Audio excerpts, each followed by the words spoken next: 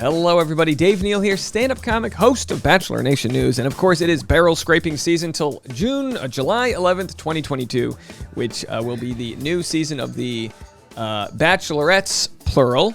Until then, we're going to be scraping that barrel. Follow me on Instagram at DNeals. I'm live right now on Patreon, patreon.com/Dave Neal. I got to tell you, I've been sharing some pretty decent insider info.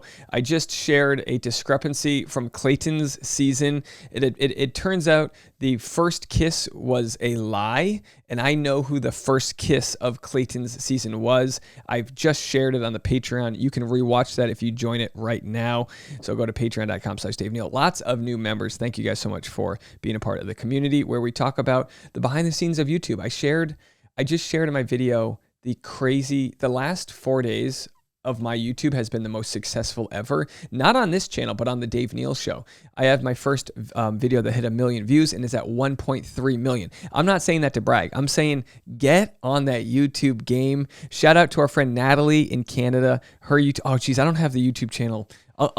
Next live stream, I'll promote her YouTube channel, but she just started crushing it. She's monetized now, which means Google is sending her paychecks on the 21st of every month. How cool is that? Yeah, that's right. Google pays us on the 21st of every month. The check always clears. Our boss, Google, has a little bit of money, if you didn't know. So I appreciate everybody who's been a part of that journey and who is succeeding on their own, because we're a good community when it comes to supporting others in that way.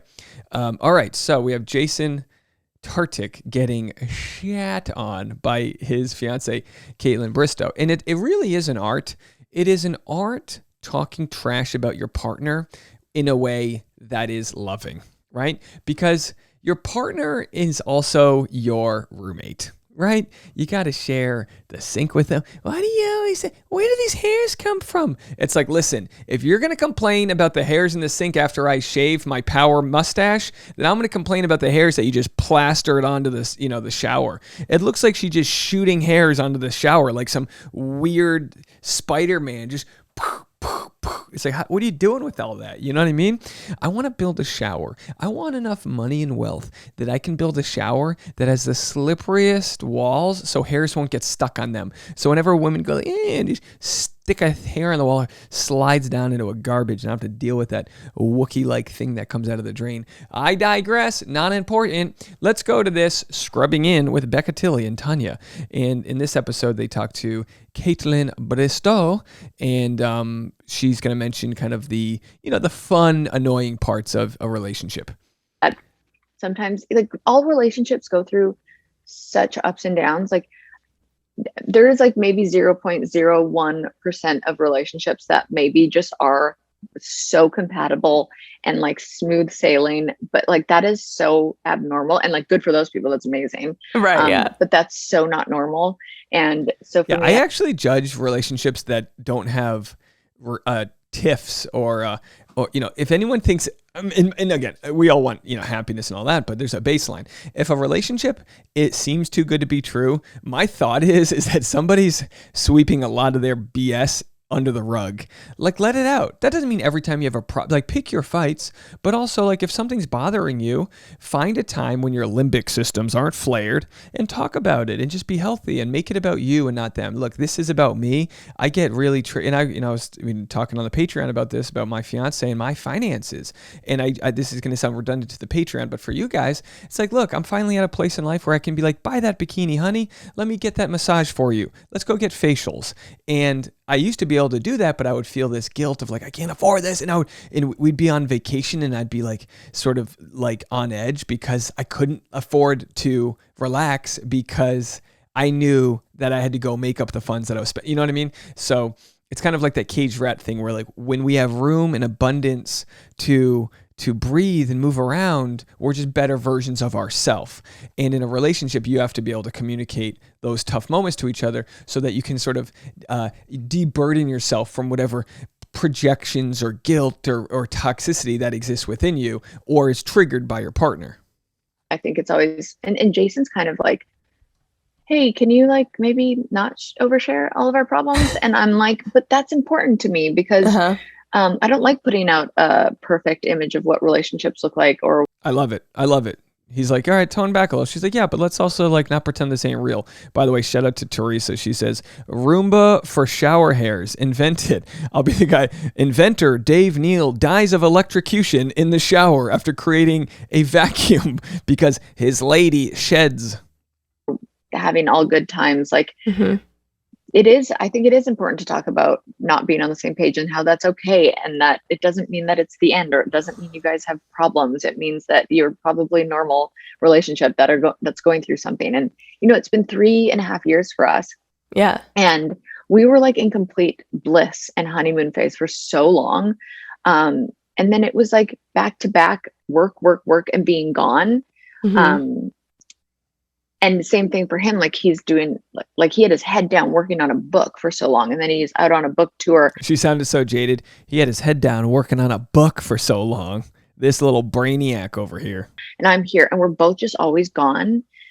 That's bound to happen in a relationship where you're like, wait, where are we at? And what's going on with us? And by the way, Kyla in the Patreon says they have Roombas for pools. Kyla, don't fact correct my joke.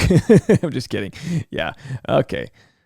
Like we have been going through like a tougher time because of that. And I'm like, but that's also okay. Like it's, and again, I just think it's okay that even when you said like, hey, I wish you would like give the same excitement to a date night as you do to work. Like, I say that to Jason all the time, and he'll, point right back at me and be like, do you know like who you are and what you're doing? Because I'm like, put your phone down. Why are you working? All you care about is work. And he's like, we have dude. This thing. We have this thing called device free time, and we have to put our devices away. DFT, and like we'll like look at each other and be like, DFT, and then maybe it's like, okay, but 1 second, honey, let me finish this thing. Or I'm making an Instagram reel. We'll do DFT after the Instagram reel, and it's just a reminder to each other that time spent together isn't necessarily quality time. And that's a hard one for me, because I'd be like, all right, honey, I got this stand-up show, come to the show. And then she'd be like, this isn't about me, this is about you. Like, this isn't quality time for us. So I have to remember quality time is not time spent together, but time spent together in a way where you're enjoying each other. And that might mean getting off your devices. Likewise, my relationship's been around for so long. If we're out, I think on Friday night, I was done. We were out to dinner. We were coming home, and then the news broke about Michelle and Nate. And I was like, honey, before movie night, I have to go attend to business. And she knows that. She gets it. She knows when things are important that they need to be done. And I think that's what we learn in a relationship, especially as creators, that Kaitlyn and Jason have to learn when's business versus play. But also, they're building their careers, and they get to share with each other probably huge financial moments that they can't share with others. I mean, I'm sure Kaitlyn's making millions of dollars. She can't go on Jason's podcast and talk about how much money she's making. But as a team, they can share that information they can't share with others. But also, the hard part is winning. Like for me, winning to. I've been obsessed about buying a car. I've been obsessed about my YouTube statistics and all these things. And trust me, that ain't the way to get your lady turned on. Hey, honey, guess what? The algorithm's doing well. She's like, oh, baby, tell me more. Tell me more. We're trending on you. Oh, really? No, but she does appreciate that, of course, because she knows that the better the videos do, the better, higher quality bikinis I can buy her. You literally haven't been home in a year because I've been working, and I'm like, shit. That is so me. Like, we'll be doing something, and I'll be on my phone just scrolling, and then I'll be done scrolling, and Haley will be on her phone, and I'm like, excuse me, and she's like, you've literally been on your phone this whole time. It's stuck. That is so me. Yeah, it is interesting. And I have a question for you, because do you ever see on TikTok, I guess people call them, like, we grew up calling them, like, turnoffs, but is there anything Jason does, like, regularly that gives you the ick? Yeah. Oh my gosh. I think sometimes we drive each other nuts with that kind of thing, because first of all, people know this, but I have misophonia where sounds really trigger me. Like if somebody sips coffee, I'm like, I might hate you. Or like snoring really, really triggers my misophonia. And he snores so loud that I am actually so turned off that I just will stare at him while he's snoring and go like, ugh. Because it just like triggers that misophonia in my brain where I get like, my fiance, when she goes, babe, you sleep with your mouth open, and And I always want to be like, you do too. You just don't notice because you're sleeping. Unreasonably ragey. Have you heard that thing where people are taping their mouth shut to sleep? Apparently it's a better way. It's better for your jaw. I don't know. Yeah. And I think Dave Neal dies of electrocution in the shower and also suffocating himself with packing tape. Yeah. So I would say the snoring or I've never been wiped out. Allergy season comes along and I'm wiped out because I don't breathe out of my mouth anymore. noises that like he's also like got a deviated septum or something, or just like the breathing sounds. I'm like, I feel like I'm a monster because of how Triggered you are? Yeah. I'm like, why am I so enraged right now from a sound? Because you're a highly sensitive person, probably. Highly sensitive people get triggered by sounds or different things. Some by sounds, some by some things that are too bright. My lady's always like, "Can you turn the brightness down on the TV?" I'm like, "I need the brightness to see." Like, is that normal? But yeah. Also, Instagram Jason gives me the ick. Instagram Jason gives me the ick. I gotta write that down. Please elaborate. Who's the guy that's like does the selling like of the like a freaking like what is that like an infomercial like like an wait, auctioneer? there's more. Oh, blah, blah, blah. Like that's how I see him on Instagram. He's so always funny. like, let me tell you something, blah blah blah, and then we've got this, and, blah, blah. And I'm like, oh gosh, like what? Like Instagram Jason is like so on, but like the real Jason, I'm like, oh, I loved it. Tasha and I were at a pool party and she was in the pool and then I was standing by the hot tub, but I had a full hot tub of people that I was talking to. And like they say with comics, when it's a one-on-one conversation, it's a conversation. If there's at least two people there, now you have an audience. So I was holding court. I was talking to these different people about so-and-so, and Tasha looks at me like she was floating along. She looks at me like, big eye roll, like, ugh, what a loser. Because she knows like that version of myself isn't the version when we're together. Although sometimes it is. In some ways, I'm way cruder and funnier on one-on-one with her. But if you could only know. The real, like, so the Instagram Jason just seems like he's like an infomercial, always trying to sell me on something. And I'm like, let's just reel it in a little bit. Does he know this? Oh, yeah. About himself? Yeah. She goes, let's reel it in a little bit. All right. Tons of fun, guys. Tons of fun out there. Good to hear their story. I think I shared this. Speaking of stories, I think I shared this. Where is it? Sorry, guys. Did I lose it? Let me go here. I wanted to share with you guys this, my story. I finally wrote my story.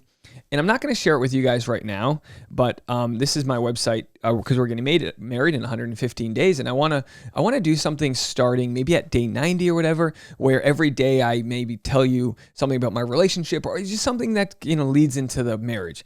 I told the Patreon this. I'm going to invest in way higher quality video of the wedding itself.